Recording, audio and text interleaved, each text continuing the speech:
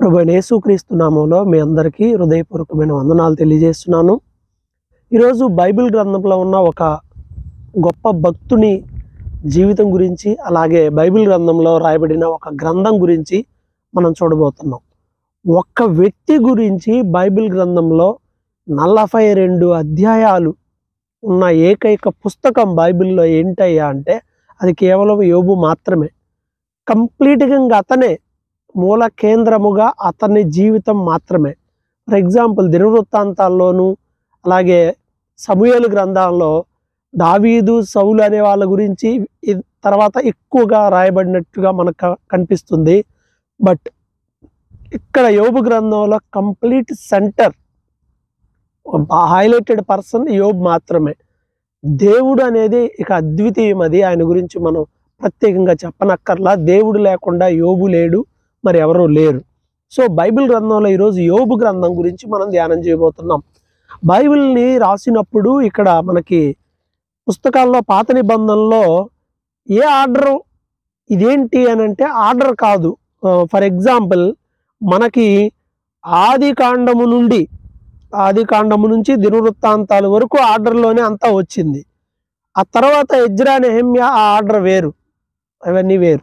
ఎందుకు ఇలా రాయబడ్డాయి అని అంటే మొట్టమొదటిగా ధర్మశాస్త్ర గ్రంథాలు 5 ఆర్డర్లో ఉన్నాయి. ఆ తర్వాత చరిత్ర గ్రంథాలు కాలక్రమ అనుగుణంగానే కంటిన్యూగా ఉన్నాయి. ఆ తరువాత ఎస్తేరు వరకు ఇవన్నీ చారిత్రక గ్రంథాలు అన్నమాట. దెన్ సాహిత్యానికి సంబంధించినవి కావ్య గ్రంథాలు అంటారు వీటిని. ఏమేంటి? యోబు, కీర్తనలు, సామెతలు, ప్రసంగి, పరమగీతం, వీటిని కావ్య గ్రంథాలు అని అంటారు. ఆ తర్వాత అంతా ప్రవక్తలు, అంటే ఈ నేపథ్యంలో రాశారు. ధర్మశాస్త్ర గ్రంథాలు, చరిత్ర గ్రంథాలు, కావ్య గ్రంథాలు, పెద్ద ప్రవక్తల పుస్తకాలు, చిన్న ప్రవక్తల పుస్తకాలు లేదా గ్రంథాలు, ఈ విధంగా రాశారు. ఇది మనం గ్రహించాల్సిన విషయం. సో ఈ కావ్య గ్రంథాలలో భాగంగా మొదటిది యోబు గ్రంథం. ఈ యోబు గ్రంథం కాలం గురించి రకరకాలైన వ్యాఖ్యానాలు ఉన్నాయి. ఇది ఎప్పుడో మోషే కాలంలో నాటిది, దాదాపు ఒక 1400 ఆ కాలం నాటిది మోషే రాశాడు అని కొంతమంది, కాదు ఇది రాజుల కాలంలో ఉన్నది అని మరి కొంతమంది, రకరకాలైన వ్యాఖ్యానాలు తెలియజేస్తూ ఉన్నారు. అయితే ఎక్కడా కూడా రాజులు, రాజరికం అనేటువంటి మాటలు మనకి ఈ గ్రంథంలో ఎక్కడా కూడా కనిపించవు. అలాగే ధర్మశాస్త్ర నియమాలు అనేవి కూడా కనిపించవు. అంటే ధర్మశాస్త్రానికి డిఫరెంట్గా ప్రత్యేకంగా ఉన్నటువంటి ఒక కాలంలో ఇది జరిగినది, చరిత్రలో ఇది జరిగింది అనేది నిజం, ఆయన జీవితం నిజం, ఒక గొప్ప పాఠం మనం నేర్చుకుంటామన్నది కూడా నిజం. కాబట్టి యోబు గ్రంథంలో ఉన్న 42 అధ్యాయాలని మనం ధ్యానం చేద్దాం.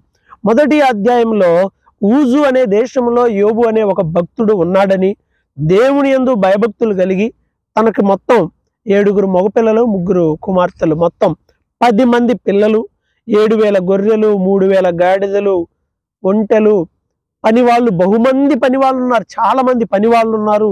చక్కగా వాళ్ళ 3 అక్కా చెల్లెలతో కలిసి వాళ్ళని పిలిపించుకొని వీళ్ళింట్లో అందరూ అలా చక్కగా భోజనం చేస్తూ ఒకరికొకళ్ళు దేవుని యందు అతడు చాలా భయభక్తులు కలిగి కుటుంబంతో సమాధానంగా ఉన్నాడు. అలాగే ఒకవేళ తన పిల్లలు ఏమన్నా పాపం చేస్తారేమో నోటి మాటతోనైనా అని అనుకొని ప్రతిరోజు వారి నిమిత్తమై దహన బలులు అర్పిస్తూ ఉండేటువంటి వాడు. సో దహన బలి అర్పించడం అనేది ధర్మశాస్త్రానికి ముందు కాలం నుండే ఉండింది. దాన్ని బట్టి మనం కాలాన్ని ఇక్కడ లెక్కించలేం. సో ఏది ఏమైనా అంత నీతిగా ఉన్నాడు అని అంటే, ఎంత నీతి అని అంటే దేవుడే ఒకరోజు ఛాలెంజ్ చేశాడు అనమాట సాతానుతో.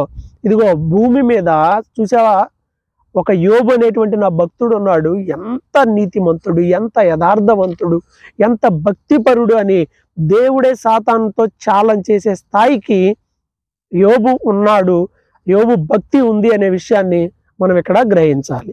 సో ఇలాంటి టైంలో సాతాను కూడా ఊరకే ఉన్నాడా? నువ్వు ఆశీర్వాదాలు ఇస్తున్నావు కాబట్టి అతడు నీ యందు భయభక్తులు కలిగి ఉన్నాడు. నువ్వు ఆశీర్వాదాలు ఇవ్వటం మానేసేస్తే, నీవు అతను కాపుదల వేసావు, ఆ కాపుదల తీసేస్తే అతడు నిన్ను దూషిస్తాడు అని చెప్పినప్పుడు దేవుని అనుమతితో సాతానుడు యోబుని శోధించడం ఇది మనందరికీ తెలుసు. ఒకరోజే ఆ పని వాళ్ళందరూ చనిపోయారు. ఒకరోజే వాళ్ళకున్నటువంటి ఒంటెలు, గాడిదలు, వాళ్ళకున్న సమస్త జంతువులన్నీ కూడా చనిపోవడం అవన్నీ ఒక ఎత్తు అయితే, తీరని లోటు ఏంటి అని అంటే కుటుంబంలో జరిగేటువంటి నష్టం. అదేంటి అని అంటే ఒకడు వచ్చి చెప్పేసాడు అనమాట, సడన్ గా అందరు కూర్చొని అలా భోజనం చేస్తున్నారు, అలా పడిపోయింది, మొత్తం ఇల్లు పడిపోయింది, వెంటనే ఉన్న అందరూ చనిపోయారు, నేను తప్ప ఎవరూ మిగలలేదు. చూడండి, తన పిల్లలు 10 మంది పిల్లలు చనిపోయారు, తనకున్న ఆస్తులు అన్నీ పోయినాయి, దారుణమైన పరిస్థితిలోకి వెళ్ళిపోయినప్పుడు ఆయన 20వ వచనంలో 1:20లో తన పై వస్త్రాన్ని చించుకొని తల వెంట్రుకలు గొరిగించుకొని నేల మీద సాష్టాంగపడి, తల్లి గర్భం నుంచి నేను దిగంబరిగా వచ్చాను, నేను ఏం పట్టుకొని పోతాను, వెళ్ళేటప్పుడు కూడా ఏం లేదు, దేవుడే ఇచ్చాడు, దేవుడు తీసుకున్నాడు, దేవుని నామానికి స్తుతి కలుగునుగాక అని దేవుణ్ణి గణపరిచాడే తప్ప నోటి మాటతో కూడా పాపం చేయని ఒక యోగ్యమైనటువంటి క్యారెక్టర్ యోబుది. ఈరోజు చాలా మంది క్రైస్తవులు ఈ యోబు నుండి నేర్చుకోవాల్సిన పాఠాలు ఎన్నో ఉన్నాయి.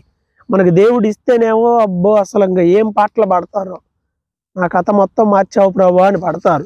ఒకవేళ నష్టం జరిగితే పాడగలవా? నష్టం జరిగితే కూడా దేవుణ్ణి స్తుతించగలవా? ప్రభువా ఇదిగో నీ వల్ల నేను ఇలా ఉన్నా, నాకేమి లేదయ్యా, నేను ఏం తెచ్చాను వచ్చేటప్పుడు, ఇవి ఏం పోతే పోయి నీలే అని నువ్వు అనగలవా? మనసు నిండా అన్ని కోరికలు పెట్టుకునే ప్రార్థన చేస్తాం.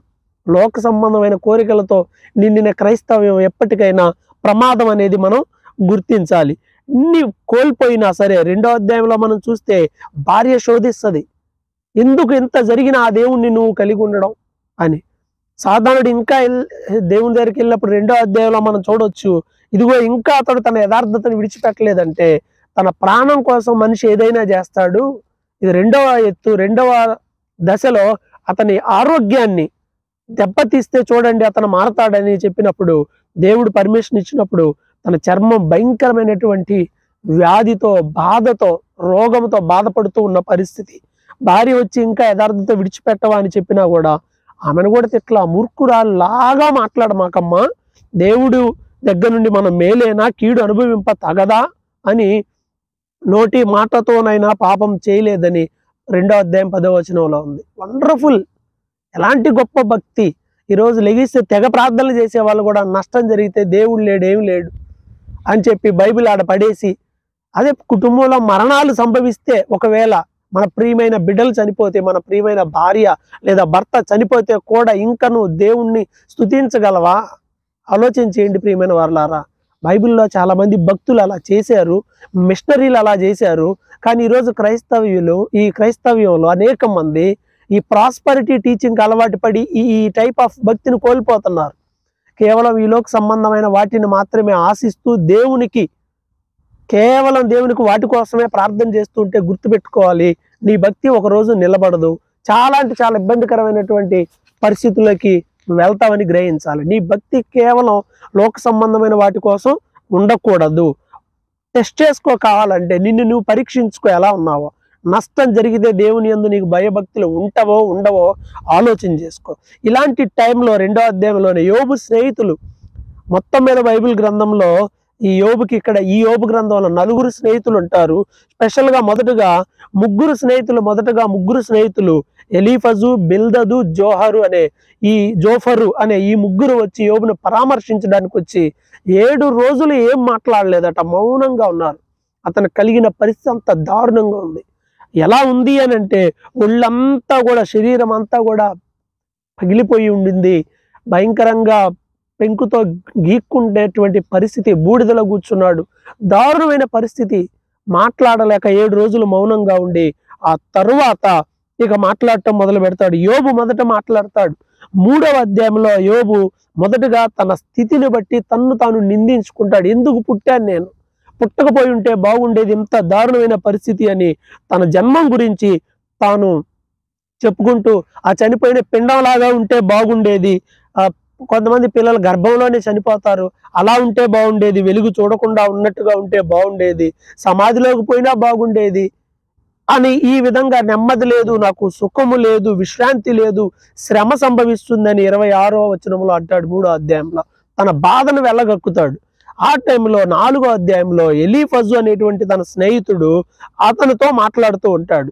ఒకప్పుడు నువ్వు కుంగిపోయిన వారిని పైకి లేవనెత్తావు కదా, నువ్వు భక్తి కలిగి ఉన్నావు కదా, నీ భక్తి నీకు ధైర్యం పుట్టింపదా. ఈ మాట యోబుతో అతడు అంటున్నమాట. నువ్వు భక్తి కలిగి ఉన్నావు కదా, ఒకప్పుడు అనేక మందికి నువ్వే ధైర్యం చెప్పావు కదా, ఇప్పుడు నువ్వు ఎందుకు ఇలా ఉన్నావు, నీ దగ్గరకు వచ్చేపాటికి జ్ఞాపకం చేసుకో, దేవుని దృష్టిలో ఎవరు నిరపరాధులు కాదు. ఒకవేళ నిరపరాధులు ఎవరైనా ఉంటే వాళ్ళకి నష్టం ఏమీ జరగదు. ఏ మనిషి దేవుని సన్నిధిలో నీతిమంతుడుగా ఉండలేరు. మనందరం జిగట మన్ను లాంటి వాళ్ళం. 19వ వచనంలో 4వ అధ్యాయంలో అంటాడు, మనందరం జిగట మన్ను లాంటి వాళ్ళం, మట్టి నుండి పుట్టినటువంటి వాళ్ళం. ఈరోజు ఉదయం ఉంటాం, సాయంత్రానికి ఉండము. కాబట్టి అలా జరుగుతుంది. అయినా ఆ తర్వాత అధ్యాయంలో 5వ అధ్యాయంలో కూడా ఇంకా కంటిన్యూ చేస్తూ, మూఢులు, దేవునికి విరోధమైన వారు, భక్తి లేనివారు, వాళ్ళు కూడా ఎదుగుతూ ఉంటారు. వాళ్ళు అసూయ వలన చచ్చిపోతారు, బుద్ధి లేని వారు. మూఢుడు కూడా వేరు తన్నుతున్నాడు, ఎదుగుతున్నాడు. ఆడైతే ఈ రోజు ఉంటాడు, రేపు ఉండడు. మనం మూడు డెవలప్ అవుతున్నాడని మనం ఏం అనుకోని అవసరంలా. ఆడు ఈ రోజు ఉంటాడు, రేపు ఉండడు. అలాగే వాళ్ళ ఆస్తులకి దేవుడు బోనులు పెట్టేశాడు. అవి అందరు ఎవరెవరు అనుభవిస్తారో తెలియని పరిస్థితి. అలాగే నరులు శ్రమ అనేటువంటి అనుభవం గుండా వెళ్ళాలని దేవుడు నిర్ణయించాడని 7వ వచనంలో, అలాగే 8లో దేవుని అద్భుతాల గురించి, అలాగే 16వ వచనంలో ఏమంటాడంటే పేదలకు నిరీక్షణ ఉంటుంది ఒకనొక టైంకి. అలాగే దేవుడు గద్దించే మనుషుడు ధన్యుడు అనే ఒక మాట 17వ వచనంలో చెప్తాడు. దేవుడు గద్దిస్తే ఓర్చుకో, ఒకవేళ శిక్షిస్తే ఓర్చుకో.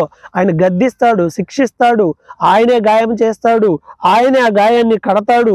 6 బాధలైనా 7 బాధలైనా ఆయన నిన్ను విడిపిస్తాడు, నిన్ను కాపాడతాడు అని కొన్ని మంచి మాటలు చెప్తూ, ఇంకా దేవునికి మనం అనుకూలంగా ఉంటే అడవి మృగాలు కూడా సమ్మతిస్తాయి అని 22వ వచనంలోను, అలాగే పూర్ణ వయసు గలవాడవై నువ్వు సమాధిలోనికి వెళ్తావు అని 26వ వచనంలో 5వ అధ్యాయంలో చెప్తాడు. ఇవి అతని స్నేహితుడైన ఎలీఫజు చెప్పిన మాటలు.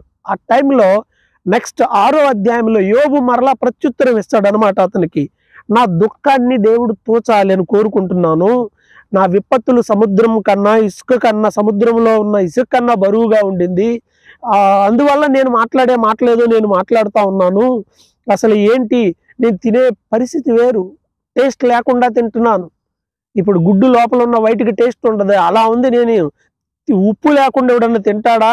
నేను ఏవైతే ముట్టుకోకూడదు అనుకున్నాను ఆ వస్తువులు, అవే నాకు హేయములైన వస్తువులే నేను తినాల్సి వచ్చిందని 7వ వచనంలో అంటాడు 6వ అధ్యాయంలో. అలాగే దేవుడు నన్ను శిక్షిస్తున్నాడు, దేవుడు నా మీద కోప్పడుతున్నాడు, నా స్నేహితులు నన్ను ప్రేమించడం లేదు, నా పరిస్థితి ఇలా ఉంది, మీరు కూడా నన్ను ఈ మాటలు అంటున్నారు అని చెప్పి తన స్నేహితుల పట్ల అసంతృప్తికరమైన మాటలు కూడా 6వ అధ్యాయంలో మాట్లాడతాడు. ఇక 7వ అధ్యాయంలో మనం గమనించినట్లయితే 7వ అధ్యాయంలో ఇంకా భూమి మీద మనిషి జీవితం గురించి వండర్ఫుల్ ఫిలాసఫీ. మనం ఇప్పుడు ఏవో ఫిలాసఫీ అని చెప్తున్నారు, బైబిల్లో 1000 సంవత్సరాల క్రితమే ఉంది. జీవన విధానం గురించి, జీవితం గురించి మంచి మాటలు ఇక్కడ ఉన్నాయి. భూమి మీద మన కాలం గురించి 7వ అధ్యాయం ప్రారంభంలో అంటాడు కదా, యుద్ధకాలం, ఇది యుద్ధమే, ఈ జీవితం ఒక యుద్ధమని. కూలి దినాలు మనవి. ఏమిటి? మన దినములు కూలి దినాలు. కూలి తీసి పని చేస్తాం, అయిపోగానే వెళ్ళిపోవడం అంతే. ఎప్పుడు ఉంటామో, ఎప్పుడు ఎవరు వెళ్తారో ఎవరికి తెలియదు. అయితే కూలి నిమిత్తం కనిపెట్టుకునే కూలీలాగా నాకు ఆశలు కూడా లేకుండా రోజులు అనేవి అలా గడిచిపోతున్నాయి, ఆయాసంగా ఉంది. 7వ అధ్యాయం 5వ వచనంలో అంటాడు, నా దేహము పురుగులతో ఉంది, మట్టి పిల్లలతో కప్పబడి ఉంది, చర్మం పగులుతుంది, మాంతుంది, మరలా పగులుతుంది. కొంచెం చర్మం పగిలితే మనం ఎన్ని క్రీములు రాసి దాన్ని జాగ్రత్త పట్టుకొస్తారు కదా. ఏదైనా రోగం వచ్చినప్పుడు, జనరల్ క్రీమ్స్ గురించి నేను మాట్లాడట్లా, రోగం వచ్చినప్పుడు పాప ఎంత దారుణమైన పరిస్థితికి ఆయన వెళ్ళిపోయాడు అని చెప్పి ఎంతో బాధపడుతూ ఉంటాడు. తన దేహం యొక్క బాధ అంతా ఈ అధ్యాయంలో చెప్తాడు అనమాట. నా పరుపు, నా మంచం, ఇదే నాకు ఆదరణ, ఇంకేమీ లేకుండా పోయినాయి అని చెప్తున్నప్పుడు 8వ అధ్యాయంలో తన స్నేహితుడైన బిల్దదు మాట్లాడతాడు. ఆయన మాటలు అయిపోయినాయి. బిల్దదు మాట్లాడతాడు. ఏమంటాడు? ఎంతకాలం ఇలా మాట్లాడతావు? దేవుడు నీకు అన్యాయం చేస్తున్నాడా? దేవుడు ఎవరికైనా చేస్తాడా? నువ్వు దేవుణ్ణి బతివులాడుకో, ఆయన మీద నువ్వు శ్రద్ధ నిలిపినట్లయితే నీ స్థితి ఒకప్పుడు కొంచెముగా ఉన్న మొదట్లో తర్వాత బాగుంటది అంటాడు 7వ వచనంలో. 8వ అధ్యాయం 7వ వచనంలో ఆ మాట ఉంటుంది. 11వ వచనంలో అంటాడు, బురద లేకుండా జమ్ము పెరుగుద్దా, నీళ్లు లేకుండా రెల్లు మొరుస్తుందా? అలాగే భక్తిహీనులు కూడా అలానే సాలెపురుగు మీద ఆనుకుంటే ఎలా ఉంటది, అట్లా సాలెపురుగు మీద ఆనుకుంటే ఆపిద్దా? భక్తిహీనులకు కూడా అలానే ఉంటుంది అని ఇంకా కొన్ని మాటలు చెప్తూ 20వ వచనంలో అంటాడు కదా, యథార్థవంతుడిని దేవుడు త్రోసివేయడు, దుష్కార్యం చేసే వాళ్ళని దేవుడు నిలబెట్టడు అని కొన్ని మాటలు చెప్తాడు. అప్పుడు యోబు మరలా అతనికి కూడా రిప్లై ఇస్తాడు. మాటలు సంభాషణే, స్నేహితుల మాటలు, యోబు మాటలే, చివరిలో దేవుని మాటలు. ఇదే ఈ గ్రంథం. 9వ అధ్యాయంలో యోబు అంటాడు, సరే వాస్తవమే, దేవుని దృష్టిలో మనిషి ఎలా నిర్దోషి అవుతాడు? దేవుడు 1000 ప్రశ్నలు వేస్తే ఒక్క ప్రశ్నకు కూడా నేను కానీ మీరు కానీ మనం ఎవ్వరం సమాధానం చెప్పలేము. అయినా సరే దేవుడు చాలా గొప్పోడు. పర్వతాలను వాటికి తెలియకుండానే తీసి అవతల పెట్టగలడు. ఉదయం చొద్దని ఆయన చెప్తే అన్నీ ఆగిపోతాయి. అలాగే కొన్ని నక్షత్రాల పేర్లు 9వ వచనంలో 9:9లో స్వాతి, మృగశిరము, కృత్తిక అనే ఈ దక్షిణ నక్షత్ర రాసులను ఆయనే చేశాడు. సో అన్ని అద్భుత కార్యాలు చేస్తాడు. కానీ 15వ వచనంలో అంటాడు, నేను నిర్దోషిని, నేనే పాపం చేయలేదు, కానీ ఆయన న్యాయకర్త, నేను ఒప్పుకుంటున్నా, కానీ నాకు నష్టం జరిగింది. నేను యథార్థవంతుణ్ణి, కానీ నాకు ఇంత నష్టం జరిగింది. భూమి దుష్టుల చేతికి అప్పగించబడింది. సో నాకు దేవునికి మధ్య మాట్లాడటానికి ఎవడో లేడు, నేను బాధపడుతున్నా అంటే ఒక పక్కన దేవుని సర్వభౌమాధికారాన్ని ఒప్పుకుంటూనే తనకు కలిగిన బాధను బట్టి కొన్ని మాటలు మాట్లాడాడు. ఇవన్నీ కూడా తన మనోవ్యాకులతను బట్టి యోబు మాట్లాడిన మాటల్ని మనం చూస్తాం. సో కంటిన్యూ చేసుకుంటా పోతే 10వ అధ్యాయంలో కూడా ఏమంటాడంటే, నా బ్రతుకు మీద నాకు విసుగు పుట్టింది, నాకు అడ్డం లేకుండా ఏడుస్తా, నాకు మనోవ్యాకులంగా ఉంది, నేను మాట్లాడతానని అనేకమైన మాటలు మాట్లాడుతూ దేవుడి యొక్క గొప్పతనాన్ని గురించి ఆయన కూడా మాట్లాడుతూ జిగటమన్నుతో దేవుడు మనుషుల్ని సృష్టించాడని చెబుతూ ఆయన దేవుడు ఈ మనిషిని చేసే నిర్మాణాన్ని, పాలు గనక తోడేస్తే పేరుకుంటాయి కదా, అలాగా మన బాడీ అంతే కదా, తల్లి గర్భంలోకి వెళ్ళినప్పుడు శుక్రకణాలు అండాలు కలిసినప్పుడు అవి ఎలా ఒక గడ్డలాగా అయ్యి ఒక పిండంగా అది మారుతుంది.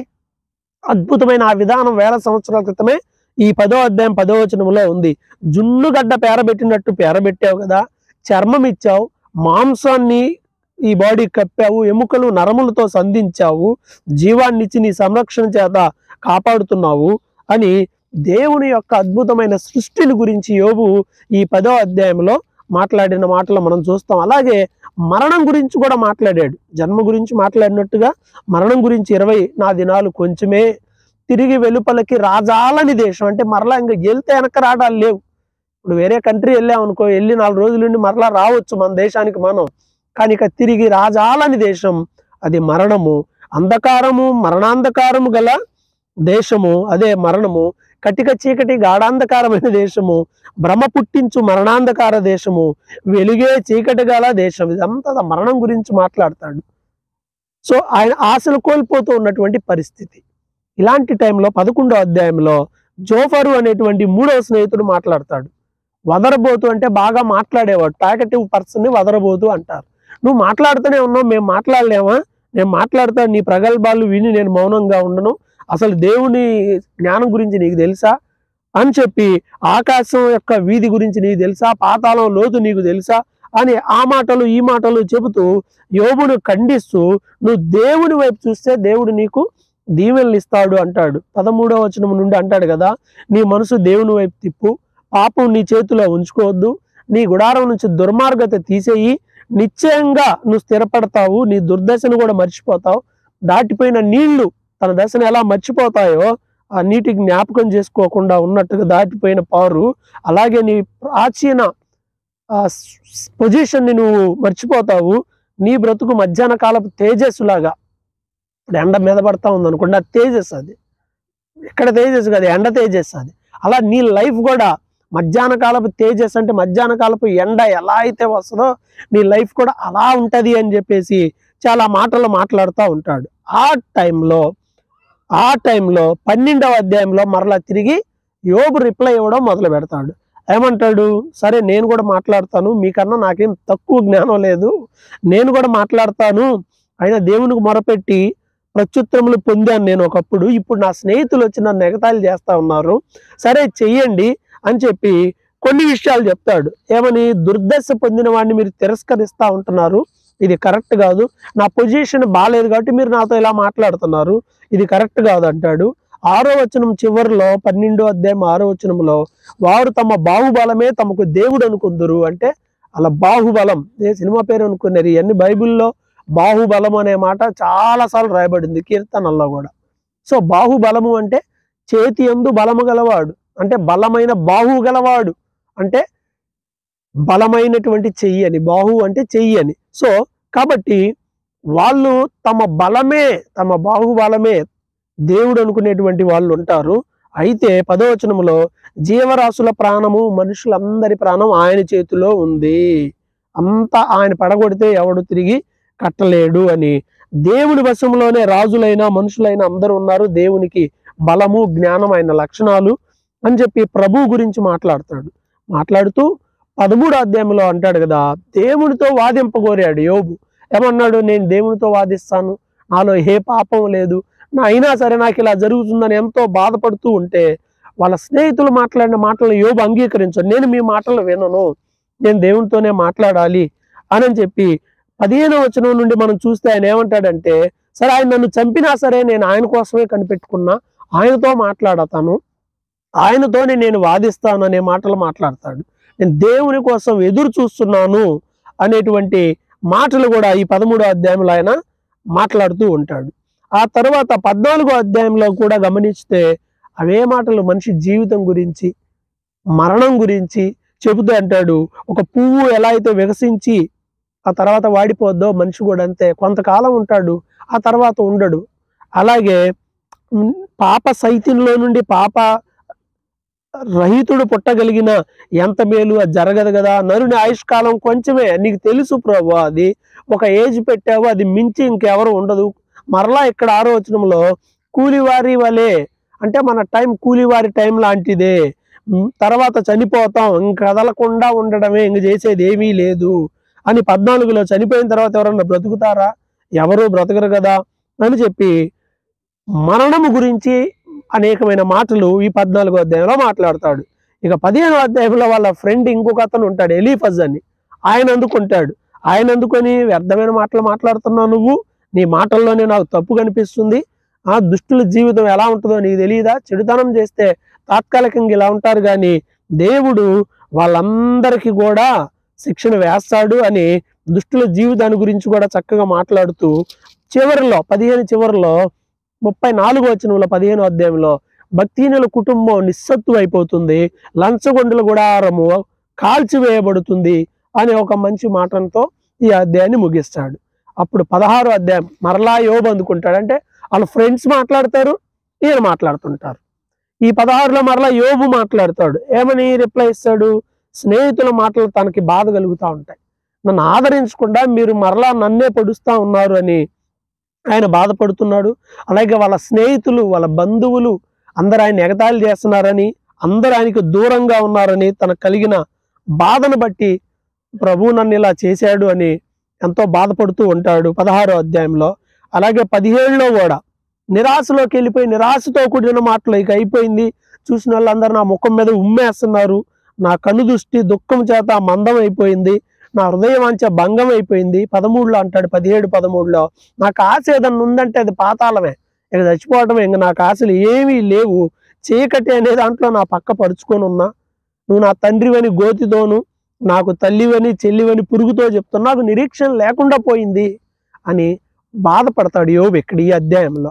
అప్పుడు 18లో మరలా ఆయన స్నేహితుడైన బెల్దదు, రెండవ స్నేహితుడు, అందుకొని ఏమంటాడంటే, మాటల్లో చిక్కుపరచాలని మీరు ట్రై చేస్తా ఉన్నారు, నీ కోపం చేత నిన్ను నువ్వే చీల్చుకుంటున్నావు, నీకు దుష్టులు వాళ్ళ మరణం ఎలా ఉంటుందో తెలీదా, దేవుడు వాళ్ళను కూడా శిక్షిస్తాడు అని చెప్పి కొన్ని మాటలు బెల్దదు కూడా మాట్లాడతాడు 18వ అధ్యాయంలో. అప్పుడు 19లో యోబు మరలా అంటాడు, ఎన్నిసార్లు మీరు నన్ను బాధించే మాటలే మాట్లాడుతున్నారు కానీ నాకు మీ మాటల వల్ల ఆదరణ లేదు, మీ మాటల వల్ల నాకు బాధగా ఉంది, దేవుడు శిక్ష వేశాడనే నేను మాట్లాడుతున్నా, నాలో తప్పు లేకపోయినా దేవుడు నన్ను శిక్షించాడనే నేను మాట్లాడుతున్నాను, మీరు స్నేహితులు బంధువులు అందరూ, భార్య కూడా నాకు దూరంగా ఉంది అంటాడు. 14వ వచనంలో చెప్తాడు, బంధువులు ప్రాణ స్నేహితులు అందరూ దూరం అయ్యారు. 17వ వచనంలో నా ఊపిరి కూడా నా భార్యకు అసహ్యం అయిపోయింది, నా పరిస్థితి అలా ఉంది అని తన బాధను, దేవుడు నన్ను మొత్తాడు అని చెబుతూ ఒక మంచి నిరీక్షణ గల మాట అంటాడు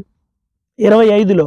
అయితే నా విమోచకుడు సజీవుడనియు 19:25 తరువాత ఆయన భూమి మీద నిల్చుననియు నేను ఎరుగుదును, ఇలాగ నా చర్మం చీకిపోయిన తరువాత శరీరంతో నేను నా దేవుని చూచెదను, నా మట్టుకు నేను చూచెదను. ఒక నిరీక్షణ ఉంది, చనిపోయినా సరే నేను దేవుణ్ణి చూస్తాను, ఆ నిరీక్షణ ఉంది. కానీ తన కలిగిన బాధను బట్టి దేవునితో మాట్లాడాలనే కోరిక ఆయనలో ఉంది. ఇది 19వ అధ్యాయంలో మనకు కనిపిస్తుంది. ఇక 20వ అధ్యాయంలోనికి వెళ్తే అప్పుడు జోఫరు అనేటువంటి అతని స్నేహితుడు, 3వ స్నేహితుడు, అతను మరలా తిరిగి మాట్లాడతాడు. దుష్టులు భక్తిహీనులు తాత్కాలికంగా డెవలప్ అవుతారు, కానీ ఒకానొక దినమున అల్టిమేట్ గా వాళ్ళకి నష్టం జరుగుతుంది. ఎంత సంపాదించినా వాళ్ళు దాన్ని తీసుకెళ్ళిపోలేరు. వాళ్ళు తిన్న ఆహారం కూడా వాళ్ళ కడుపులోనే పులిసిపోతుంది. అది వాళ్ళ బాడీలోకి వెళ్ళి విషంలాగా మారిపోతుంది.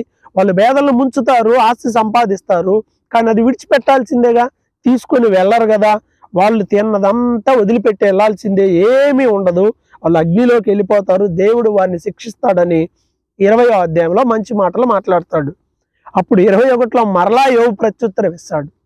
మరలా ఏమని మాట్లాడతాడు? 21లో చూసినట్లయితే, నా మాటలు మీరు జాగ్రత్తగా ఉండండి, మీరు నోటి మీద వేసుకోండి, మీరు అసలు మాట్లాడకండి అని యోబు తన స్నేహితుల్ని గద్దించి మాట్లాడతాడు. మీరు దైవ భయం లేనిటువంటి భక్తిహీనులు, నేను అలా కాదు అని చెప్పేసి కొన్ని మాటలు యోబు తన దుఃఖాన్ని తెలియజేస్తాడు 21లో. అప్పుడు 22లో మరలా వాళ్ళ ఫ్రెండ్ అయిన ఎలీఫజు మాట్లాడతాడు కదా, ఆయన ఎందుకు భయభక్తులు కలిగి ఉంటే నీకు ఇది అంత వచ్చిందా? నువ్వు దేవుని కన్నా నువ్వేమన్నా గొప్పవాడివా? ఆయన నీతి కన్నా నీదేమన్నా గొప్పదా అని చెప్పి అనేకమైన మాటల గురించి చెబుతూ నువ్వు సర్వశక్తిని వైపు తిరుగు. మరలా సేమ్ వర్డ్స్ 22వ వచనమును, 22వ అధ్యాయము 22వ వచనం. నీ గుడారంలో ఏమైనా దుర్మార్గత ఉంటే దాన్ని తొలగించుకో, ఏమైనా పాపం ఉంటే దాన్ని విడిచిపెట్టు, అప్పుడు దేవుడు నీకు ఆశీర్వాదం ఇస్తాడు అని ఓ మాట మరలా మాట్లాడతాడు. స్నేహితులేమో నువ్వేదో చేసి ఉంటావు అందుకే ఇలా అయిందంటారు. ఆయనేమో నేనేం చేయలేదు బాబు, నేను దేవుడితో మాట్లాడాలి, నేనేం చేయకపోయినా నాకు ఈ నష్టం జరిగింది అని అంటాడు. ఇలా మాటలు కొనసాగుతున్న టైంలో 23లో మరలా యోబు అంటాడు, నేను ప్రార్థన చేసి నేను మొరపెడుతున్నా కానీ నా వ్యాధి మూలు కంటే నాకు భారం అయిపోయింది. నేను ఆయనతో మాట్లాడాలి, ఆయన సన్నిధిలో నేను ఆయనతో మాట్లాడాలి, నేను వ్యాజ్యం దేవునితో ఆడాలి అనుకుంటున్నానని చెప్పి తన నిరీక్షణ, నేనేం తప్పు చేశానో దేవుడు నాకు చెప్పాలి, నేనేం చేయలేదు అని కొన్ని మాటలు, నేను అటు ఇటు తిరగలేదు. 23:12 ఆయన ఆజ్ఞలు విడిచి నేను తిరగల. నా సొంత మాటల కన్నా దేవుని మాటలకే నేను ఇంపార్టెన్స్ ఇచ్చాను. నా స్వప్రయోజనం కన్నా దేవుని మాటకే నేను ప్రాధాన్యత ఇచ్చాను, కానీ నాకు ఇలా జరిగిందని బాధపడతాడు. నిజంగా ఇది గ్రేట్. తన సొంత అభిప్రాయం కన్నా దేవుని మాటలకే ఎక్కువ ప్రాధాన్యత ఇచ్చాడు. It's a wonderful thing. ఆయనకి ఇష్టమైంది ఆయన చేస్తాడు అని చెప్తా ఉంటాడు. అలాగే 24లో కూడా ఏం చెప్తా ఉంటాడు? దుష్టులు పాపులు, వాళ్ళు బలాత్కారం చేసేవాళ్ళు, పేదల మీద వాళ్ళు పెత్తనం చేస్తారు, తండ్రి లేని వాళ్ళని బాధ పెడతారు, చలికి వణుకుతున్న వాళ్ళ బట్టలు తీసేస్తా ఉంటారు, దరిద్రులు బట్టలు లేని వాళ్ళై తిరుగుతూ ఉంటే, ఆకలితో ఉంటుంటే వాళ్ళ పట్ల దయ చూపించేటువంటి వారుగా ఉండరు, వాళ్ళు ఏం ప్రార్థన చేస్తుంటారు. సో ఇంకా పాపం చేస్తూ నన్ను ఎవరు చూస్తున్నారులే అని అనుకునే వాళ్ళు కూడా ఉన్నారు. ఇలాంటి వాళ్ళందరికీ శిక్ష వస్తుంది అని చెప్పి కొన్ని మాటలు ఆయన మాట్లాడతాడు యోబు 24వ అధ్యాయంలో. 25లో మరలా వాళ్ళ ఫ్రెండ్ బిల్దద అంటాడు అనమాట, దేవునికి అధికారము భీకరత్వం ఆయనకు తోడుగా ఉన్నాయి, అసలు ఆయన సేనలు నువ్వు లెక్కించగలవా? ఆయన దృష్టికి నువ్వు నీతిమంతుడుగా అవగలవా? ఎందుకు నేను నీతిమంతుడిని అంటున్నావు అని యోబుని గద్దిస్తాడు.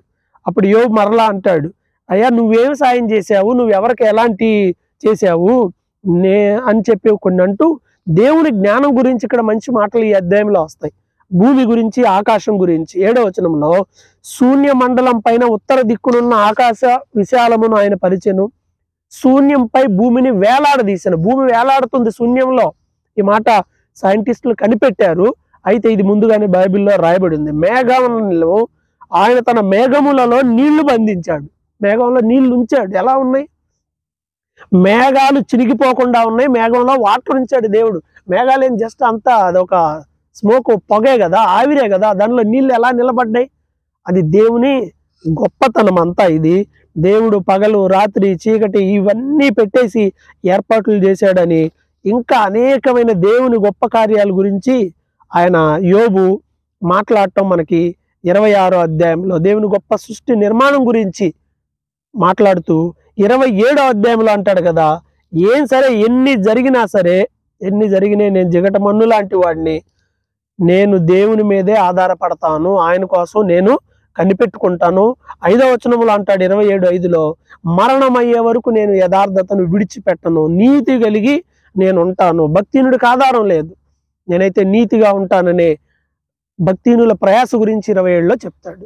ఇక 28లో కూడా ఇదంతా సైన్స్ అండ్ టెక్నాలజీ అనమాట. ఇది ఒక గొప్ప పరిశోధనకు కారణమైన ఒక గొప్ప అధ్యాయం యోబు గ్రంథం.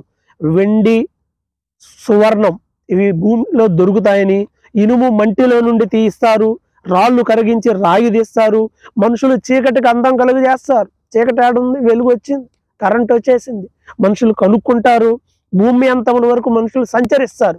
ఒకప్పుడు అటు ఇటు తిరగడాలు పెద్ద లేవు. ఇప్పుడు చూడండి, భూమి మొత్తం తిరుగుతున్నారు అందరూ, సంచారం పెరిగింది. అలాగే జనులు తిరుగు స్థలమునకు చాలా దిగువగా మనుషులు సొరంగము తవ్వుదురు, పైరు సంచరించు వారి చేత మరవబడుదురు. కింద సొరంగాలు, కింద underground roads Bible thought అది, underground trains Bible thought అది. పైన అలాగే భూమి లోపల ఎలా ఉంటుంది, అక్కడ రత్నాలు ఉన్నాయి, బంగారం ఉంది, ఎవరికి తెలియదు. అలాగే మనుషులు 9వ వచనంలో స్ఫటికము వంటి బండను పట్టుకుంటారు. స్ఫటికం, గ్రానైట్స్ ఇవన్నీ ఎక్కడ ఉన్నాయి, భూమి కింద ఉన్న క్వారీ రాళ్ళే ఇవన్నీ భూమి తవ్వి చూస్తే ఇవన్నీ ఉన్నాయి, ఇవన్నీ బయటకు వస్తాయి. బండలలో వారు బాటలు కొట్టుదురు. బండలను ఇప్పుడు కొండలను కూడా చూడండి, అవన్నీ చేసి క్లియర్ వేస్ట్ చేస్తున్నారు బాటలు. అలాగే నీళ్లు 11లో నీళ్లు ఒడిగిపోకుండా వారు జలధారలకు గట్టు కట్టుదురు. ప్రాజెక్టులు నిర్మిస్తారు. అలాగే మరుగైన వస్తువులు వాళ్ళు వెలుగులోకి తీసుకొస్తారు. జ్ఞానం, వివేచన ఎక్కడ వస్తుంది అంటే దేవుని సన్నిధిలో నుండే వస్తుందని అనేకమైనటువంటి పరిశోధన విషయాలు యోబు గ్రంథంలో 28వ అధ్యాయంలో రాయబడ్డాయి. 29లో ఇంకా ఆయన మాట్లాడతాడు కదా, తన ప్రీవియస్ పొజిషన్ జ్ఞాపకం చేసుకుంటాడు. ప్రాచీన స్థితి, ఒకప్పుడు ఉన్నట్టుంటే ఎంత బాగుండు నేను, ఒకప్పుడు లాంటి ఆరోగ్యం, ఒకప్పుడులాగా శ్రేయస్కరమైన పరిస్థితి, ఒకప్పుడు ఎంత బాగున్నా, అడుగు పెడితే నేతిలో పడ్డదే నా అడుగు. అందరూ యవనస్తులు నన్ను చూసి భయపడి పారిపోయేవాళ్ళు, పెద్దలు నన్ను గౌరవించేవాళ్ళు, లేచి నిలబడేవాళ్ళు. తండ్రి లేని వాళ్ళకి హెల్ప్ చేశాను, విధవరాళ్ళకి హెల్ప్ చేశాను, గుడ్డి వాళ్ళకి కన్నులాగా ఉన్నాను, దుర్మార్గుల దవడపళ్ళు ఓడగొట్టాను, హంసలాగా నేను దీర్ఘాయువు కలిగి ఉంటాను అనుకున్నాను, కానీ నాకు ఇలాంటి పరిస్థితి వచ్చింది ఈరోజు అని తన ప్రీవియస్ పొజిషన్ గురించి ఆలోచన చేసుకున్న అధ్యాయం 29లో. 30లో ఇప్పుడు తన పరిస్థితి ఇప్పుడు ఎలా ఉంది, ఇప్పుడు అలా ఫ్రెండ్స్ వచ్చి ఎగతాళి చేస్తున్నారు, బంధువులు ఎగతాళి చేస్తున్నారు, స్నేహితులు ఎగతాళి చేస్తున్నారు, మేలు కోసం ఎదురు చూస్తున్నాను కానీ అది నాకు దొరకటం లేదని 30వ అధ్యాయం 26-29 వచనాల్లో చివరిలో అంటాడు. ఇప్పుడు నా పరిస్థితి మారిపోయిందని ప్రజెంట్ పరిస్థితిని 30వ అధ్యాయంలో తెలియజెప్తాడు. ఇక 31లో యోబు తన లైఫ్లో తను చేసుకున్న కొన్ని కమిట్మెంట్స్, నిర్ణయాలు, నేను నా కన్నులతో నిబంధన చేసుకున్నాను, నేను కన్యకని ఎలా చూడగలను అంటాడు. ఒకవేళ నేను పాపం చేస్తే నాకు ఇలా జరుగును గాక అలా జరుగును గాక అని కొన్ని అద్భుతమైన మాటలు ఆయన అన్నీ చూస్తున్నాడు, ఆయనకి తెలుసు. నేను నా హృదయంలో పరస్త్రీని మోహిస్తే నా భార్య వేరొకరి తిరుగలి విసురును గాక, నా ఆదాయం నిర్మూలమైపోతుంది.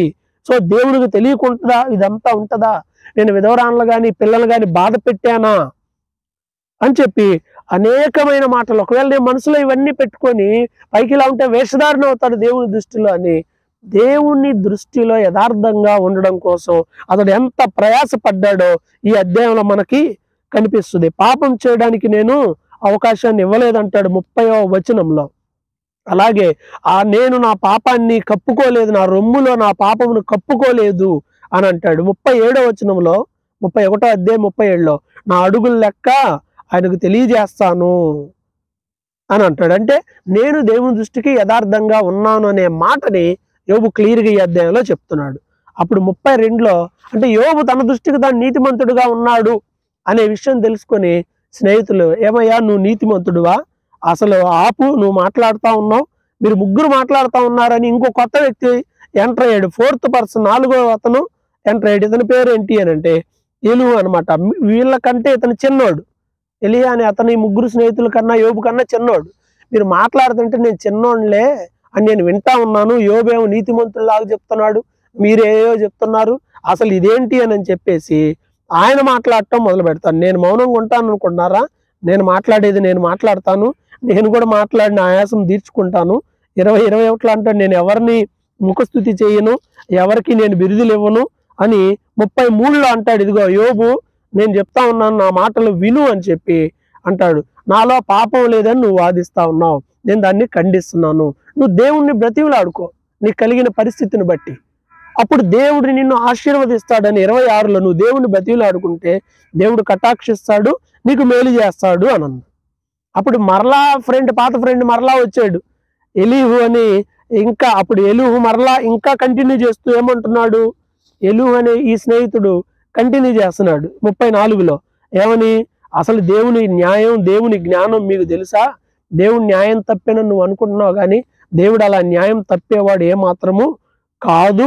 ఆయన అన్యాయం చేయడం అసాధ్యము. 10వ వచనంలో అంటాడు కదా, దేవుడు అన్యాయం చేయట అసంభవం, సర్వశక్తుడు దుష్కార్యం చేయట అసంభవం. 12లో దేవుడు ఏమాత్రము దుష్కార్యము చేయడు, సర్వశక్తుడు న్యాయం తప్పడు. ఇలా దేవుని గొప్ప మాటలన్నీ ఆయన ఆజ్ఞలు వింటే ఎవరైనా బాగుంటారు, ప్రార్థన చేస్తే ఆయన హెల్ప్ చేస్తాడని 34లో చెప్తాడు. ఇక 35వ అధ్యాయంలో ఇంకా ఎలీహు మాట్లాడుతాడు కదా, ఇదిగో నేను నీతిగా ఉన్నాను, వాళ్ళు పాపం చేస్తున్నారు ఎదుటి వాళ్ళు, అలా ఉండటం వల్ల నాకు లాభం ఏంటి అని అనుకుంటున్నావు, అలా అనుకోవద్దు. దేవుని కంటే నీ నీతి ఎక్కువేమీ కాదు, నువ్వు నిరర్ధకమైన మాటలు మాట్లాడమాకు, అవన్నీ దేవుడు వినడు అని ఈ ఎలీహు మాట్లాడతాడు. ఆ టైంలో 36లో ఇంకా కంటిన్యూ చేస్తాడు ఎలీహు, కాస్త ఓర్చుకో, నేను ఇంకా మాట్లాడతాను, అసలు నీ ఎంత, నీ జ్ఞానం ఎంత? దేవుడు నిజంగా దీనుల్ని బాధపడేటువంటి వాళ్ళని ఆయన ప్రార్థన వినకుండా ఉంటాడా? పాపం చేసే వాళ్ళకి వాళ్ళ పాపాలు తెలియజేస్తాడు, సరి చేసుకోమని చెప్తాడు, వింటే బాగుపడతారు, లేకపోతే లేదు అని 9-10 వచనాల్లో మాట్లాడుతూ ఉంటాడు. అలాగే 22లో అసలు ఆయనకు నువ్వు బోధించేది ఏంది, ఆయన పోలిన బోధకుడు ఎవడు అని నువ్వు జాగ్రత్తగా ఉండు. ఆయన కీర్తించిన కార్యాల విషయమై, ఆయన కీర్తించిన మనుషులు కీర్తించిన ఆయన కార్యమును మహిమపరచుటకై నువ్వు జాగ్రత్త పడు, ఆయన సంవత్సరాల సంఖ్య మితిలేంది అని దేవుని గురించి చెప్తూ యోబుకే మరలా యథావిధిగా మిగతా 3 స్నేహితులు ఎలా కౌంటర్ ఇచ్చాడో ఈయన కూడా అలాగనే ఇవ్వడం మొదలు పెడతాడు. ఇంకా మాట్లాడుతూ 37 అంటాడు కదా, దేవుడు మాట్లాడతాడు, ప్రతి మనుషుని చేతిలో ఆయన ముద్ర వేశాడు. చేతిలో ముద్ర అంటే ఈ జాతకాలు గీతలు, ఇది దేవుని ముద్ర, అంతేగాని ఈ గీతల్లో ఏమి లేదు. సో మంచు ఎలా పుడుతుందో నీకు తెలుసు అని 37 అంటాడు కదా, దేవుడు గ్రహింపలేని గొప్ప కార్యాలు చేస్తాడు అని 12లో అద్భుతమైన మాట ఉందండి. యోబు గ్రంథం 37:12లో ఎలీహు ద్వారా దేవుడు మాట్లాడుతున్నాడు. ఆయన వలన నడిపింపబడిన వాడవై నరులకు నివాస యోగ్యమైన భూగోళం మీద, భూమి గోళాకారంలో ఉంది అని బైబిల్లో ఎక్కడే రాయబడి ఉంది, భూగోళం మీద మెరుపును మేఘములను సంచారం చేయును. సో ఇవన్నీ యోబు ఇవన్నీ విను, ఈ సృష్టి అంతా దేవుడిది, దేవుడు ఇవన్నీ చేస్తా ఉన్నాడు అని. ఇలా 37 అధ్యాయం నాటికి తన స్నేహితుడు కూడా మాట్లాడటం అయిపోయింది. ఇలా మాట్లాడిన తర్వాత, అద్భుత క్రియల గురించి మాట్లాడిన తర్వాత 38లో దేవుడు మాట్లాడాడంటే అద్భుతమైన మాట అది. దేవుడు మాట్లాడతాడు, సుడిగాలి ఒకటి వస్తుంది, ఈ సుడిగాలిలో నుండి దేవుడు మాట్లాడతాడు యోబుకు ప్రత్యక్షమై, అయ్యా నేను అడుగుతాను కొన్ని ప్రశ్నలకు నువ్వు దేవుడితో మాట్లాడాలన్నావు కదా, దేవుడితోనే వాదించాలన్నావు కదా అని దేవుడు మాట్లాడితే, అప్పుడు దేవుడు మాట్లాడిన మాటలు కొన్ని ప్రశ్నలు, భూమి, ఆకాశం, సముద్రం, వడగండ్లు, వర్షం, మంచు, ఆకాశపు వాటి కట్టడాలు, అలాగే జంతువులు, వాటికి ఆహారం, ఈ ప్రాసెస్ అంతా, ఈ సృష్టిలో ఇవన్నీ ఎలా కలుగుతున్నాయని కొంచెం క్లియర్గా అడిగితే యోబు దగ్గర సమాధానం లేదు. ఇవన్నీ 38 నుంచి 41 దాకా ఇవే విషయాలు మాట్లాడతాడు. భూమి రూల్స్, ఆకాశ కట్టడాలు, నియమాలు, ఈ జంతువులు, నక్షత్రాలు, మొత్తం ఎంటైర్ వీటి గురించే. ఒక అధ్యాయం అయితే 41వ అధ్యాయంలో ఎంటైర్ మకరం గురించే మాట్లాడుతున్నాడు, ముసలి గురించి మాట్లాడుతూ ఉన్నాడు. సో ఇన్ని మాటలు చెప్పి వీటికి సమాధానం చెప్పు అని చెప్పి యోబుని అడిగినప్పుడు ఆయన ఏం మాట్లాడలేకపోయాడు. మేకలు, లేడీ గురించి, నిప్పుకోడి గురించి, గుర్రం గురించి, పక్షిరాజు అటు జీవితం గురించి ఇవన్నీ చెప్పి అంటాడు కదా, దేవునితో ఎవడైనా వాదింపగలడా? ఇవన్నీ మాటలన్నీ దేవుడు చెప్పిన తర్వాత 42లో అంటాడు, అయ్యా నువ్వు గొప్ప దేవుడు, సమస్త క్రియలు నువ్వు చేయగలవు, ఏమీ తెలియక ఏదో బుద్ధికి మించి మాట్లాడాను, నన్ను క్షమించు ప్రభువా, ఇదిగో నన్ను నేను అసహించుకొని బూడిదలో ఉండి మాట్లాడుతున్నాను అని తను దేవుని యుద్ధ క్షమాపణ అడిగాడు 42:6లో. అప్పుడు దేవుడు మాట్లాడాడు ఏమని, నీ సేవకుడే యోబు గురించి మీరు సరిగా మాట్లాడలేదని దేవుడు యోబు స్నేహితుల్ని శిక్షించినట్లుగా ఇక్కడ బైబిల్లో ఉంది. స్నేహితుల్ని శిక్షించాడు. అప్పుడు దేవుడు అంటాడు, మీరు 7 ఎడ్లు 7 పొట్టేళ్లు తీసుకొచ్చి యోబు దగ్గరికి వెళ్ళిపోయి అతని నిమిత్తం బలర్పించండి, అప్పుడు నేను మిమ్మల్ని క్షమిస్తాను. యోబు ప్రార్థన చేస్తాడు మీకోసం, అప్పుడు నేను మిమ్మల్ని క్షమిస్తాను అంటాడు. యోబు ఇంత జరిగినప్పుడు కూడా తన స్నేహితుల నిమిత్తమై ప్రార్థన చేశాడు. ఒరే, నాకు బాగోలేనప్పుడు మీరు నన్ను తిట్టారు, నన్ను ఇలా మాటలన్నారు, సూటిపోటు మాటలన్నారని ఆయన వారి పట్ల వేరే స్వభావం కలిగి ఉండలేదు. కానీ తన క్షేమకరమైన పరిస్థితిలోకి వచ్చినప్పుడు తన స్నేహితుల కోసం ప్రార్థించాడు తప్ప ఎక్కడ కోపాన్ని పెట్టుకోలేదు. ఏదన్నా ఉంటే అంతవరకే కానీ ద్వేషించే స్థాయికి వెళ్తే అది దేవుని పిల్లల లక్షణం కాదు. యోబులో ఉన్న మంచి లక్షణం 42:10లో యోబు తన స్నేహితుల కోసం ప్రార్థించాడు, వాళ్ళకి మేలు జరిగింది, వాళ్ళ క్షేమస్థితికి వచ్చారు. యోబుకు కూడా దేవుడు మరలా క్షేమస్థితి ఇచ్చాడు, 2 అంతలుగా మేలు వచ్చిందని అదే 10వ వచనంలో చెప్తుంది. అలా రాగానే మరలా పరిచయస్తులు వచ్చారు, మరలా వాళ్ళ ఇంట్లోకి అందరు వచ్చి భోజనం చేయడం మొదలు పెట్టారు. అయ్యో, ఎన్ని బాధలు పడ్డావయ్యా యోబు అని అందరూ ఆయన పలకరించడం మొదలుపెట్టి ఆయన ఓదార్చారు. ఒక్కొక్కడు వచ్చేటప్పుడు కొంత సొమ్ము కూడా తెచ్చాడు, ఇదిగోయ్యా ఇది ఉంచుకోవాలి. అలా అందరి దగ్గరకు వచ్చేసారు. బైబిల్ చెప్తున్న 42:12లో మొదట ఆశీర్వదించిన దానికంటే మరి అధికంగా ఆశీర్వదిస్తే 7 పోతే 14 అయినాయి, 500 పోతే 1000 అయినాయి. 10 మంది పిల్లలు పోయారు, చనిపోయారు, మరలా 10 మంది పిల్లలు వచ్చారు. భార్య ఉందిలే, ఆమె ద్వారా మరలా దేవుడు వారిని ఆశీర్వదిస్తే అసలు వాళ్ళంత అందగత్తెలు ఇంకెవరు లేరు. అంత ఐశ్వర్యము, అంత సౌందర్యవతి అయిన బిడ్డలను కూడా దేవుడు ఇచ్చాడు. మొదటి దానికి యొమీమా అని, రెండవ దానికి కెజి అని, మూడవ దానికి కెరాం అప్పకు అనే పేరు పెట్టడం మనం 14వ వచనంలో చూస్తాం. ఆ దేశంలోనే ఎంత సౌందర్యవంతులు కనపడలేదు. ఆడపిల్లలకు కూడా ఆయన స్వాస్థ్యం ఇచ్చాడని బైబిల్ చెప్తుంది. ఈ రీతిగా 140 సంవత్సరాలు బ్రతికి వాళ్ళ కుమారులు అలా 4 తరాలు చూశాడు. 4 తరాలు చూసి కాలము నిండిన వృద్ధుడై చనిపోయాడు. యోబు గ్రంథం నుండి మనం నేర్చుకోవాల్సింది ఏంటి అని అంటే, ఎన్ని శ్రమలు కలిగినా దేవుని కోసం నిలబడాలి. కేవలం ఆశీర్వాదాల కోసం మాత్రమే దేవుణ్ణి వెంబడించక, ఎన్ని జరిగినా సరే ఆయన ఇష్టం లేకుండా ఏదీ లేదు, ఆయన చిత్తం అని ఆయనకి మనల్ని మనం అప్పగించుకొని ఆశీర్వాదకరమైన మార్గంలో ఉండాలని యోబు గ్రంథం ద్వారా తెలియజేస్తుంది. అలాగే క్రొత్త నిబంధనలో కూడా ఎన్నో మాటలు ఉన్నాయి. కేవలం ఆయన ఇచ్చే ఆశీర్వాదాల కోసం భక్తి చేయొద్దు. యేసయ్య మన కోసం చనిపోయి నిత్య జీవాన్ని ఇస్తున్నాడు. ఇంతకు మించింది గొప్పది ఏదీ లేదు. అది చాలు మనకిక. యేసయ్య దానికోసం ఎంతో త్యాగం చేశాడు, మన కొరకు సిలువలో బలి అయిపోయాడు. కాబట్టి ప్రియమైన వారలారా, యేసయ్య త్యాగాన్ని తలంచుదాం. ఈ లోకాన్ని కూలివాని దినాలు ఇవన్నీ. ఏ రోజు ఎవడు ఉంటాడో ఎవడు పోతాడో, ఎవరు ఫ్లెక్సీ ఎప్పుడు వేస్తాడో ఎవడికి తెలియదు. అరే నిన్ననే లైవ్లో మాట్లాడాడు, అరే రాత్రి టీ తాగుతా కనిపించాడు. ఇలాంటి రోజుల్లోనే ఉన్నాం. ఎవరి ప్రాణం ఎప్పుడు పోతుందో తెలియదు. దేవుని యందు భయభక్తులు కలిగి ఆయన పరిశుద్ధమైన మార్గంలో నడిస్తే ఆయన మనల్ని ఆశీర్వదిస్తాడు. ఈ వీడియోలు మీకు ఆశీర్వాదకరంగా ఉంటే బైబిల్ గ్రంథం పాత నిబంధనలో ఉన్న అన్ని గ్రంథాల మీద చెప్పిన వీడియోస్ ఉన్నాయి ప్లేలిస్ట్లో, చూడండి, వాక్యాన్ని వినండి. అన్నిటికంటే ముఖ్యంగా బైబిల్ చదవండి, ప్రార్థన చేయండి. ప్రభు మీతో మాట్లాడతాడు. ప్రభు మిమ్మల్ని ఆశీర్వదించునుగాక. ఆమేన్.